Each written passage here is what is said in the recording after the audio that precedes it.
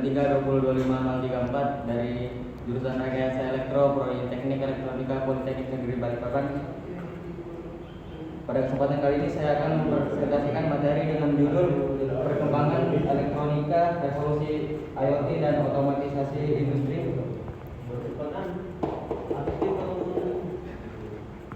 Pendahuluan. Jadi elektronika itu punya peran penting dalam perkembangan teknologi.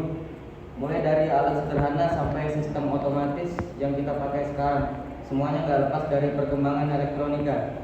Tujuan presentasi ini adalah untuk menjelaskan bagaimana elektronika berkembang dari masa ke masa hingga akhirnya melahirkan teknologi seperti IoT dan otomatisasi industri. Next. Perkembangan teknologi elektronika. Kalau kita lihat dari sejarahnya, perkembangan elektronika itu panjang banget. Tahun 1950-an muncul transistor yang menggantikan tabung vakum, ukurannya lebih kecil dan hemat energi. Lalu tahun 1970-an muncul IC atau Integrated Circuit yang membuat kerangka elektronik jadi lebih ringkas. Masuk ke 1990, lahirlah microcontroller dan komputer pribadi. Dan sekarang di era 2000-an ke atas, elektronika sudah masuk ke dunia digital, embedded system dan konektivitas nirkabel. Semua itu membuka jalan buat teknologi pintar yang kita pakai sekarang. Next. Era digital dan smart system. Elektronika sekarang nggak berdiri sendiri, tapi digabung dengan pemrograman dan sistem cerdas. Contohnya seperti Arduino dan Raspberry Pi. Dua alat ini bisa membuat sistem otomatis yang bisa berpikir dan mengambil keputusan. Dengan bantuan sensor, sistem ini bisa mendeteksi lingkungan dan merespon secara otomatis, misalnya lampu otomatis yang menyala saat gelap atau kipas otomatis yang hidup saat suhu panas. Next. Revolusi Internet of Things atau IoT. Nah, di sini muncul yang disebut Internet of Things atau IoT. IoT itu adalah konsep di mana perangkat elektronik bisa terhubung lewat internet. Jadi alat-alat elektronik bisa ngobrol satu sama lain tanpa campur tangan manusia. Contohnya kayak smartphone, smart city, sampai jam tangan pintar yang bisa mengukur detak jantung dan kirim data ke HP kita. Next. Prinsip kerja IoT.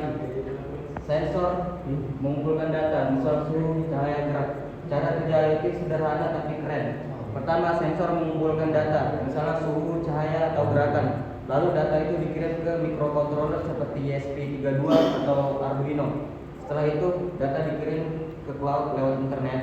Nah, di cloud, data disimpan dan bisa dilihat lewat aplikasi di HP atau komputer. Jadi sistem bisa bekerja dan memberi informasi secara real time. Next. Oke, kita masuk ke otomatisasi industri.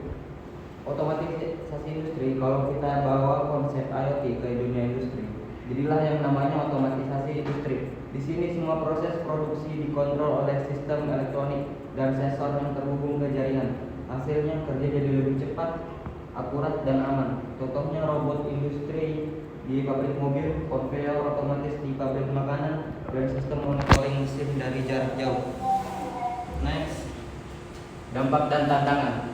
Dampak positif, tentu saja semua perkembangan ini punya dampak positif dan juga tantangan. Dampak positifnya, produktivitas meningkat, biaya produksi turun, dan pengambilan keputusan jadi lebih cepat karena data bisa dipantau langsung. Tapi di sisi lain, ada tantangan seperti keamanan atau data cyber security, ketergantungan pada teknologi, dan perlunya tenaga kerja yang punya kemampuan digital. Next, kita masuk ke kesimpulan.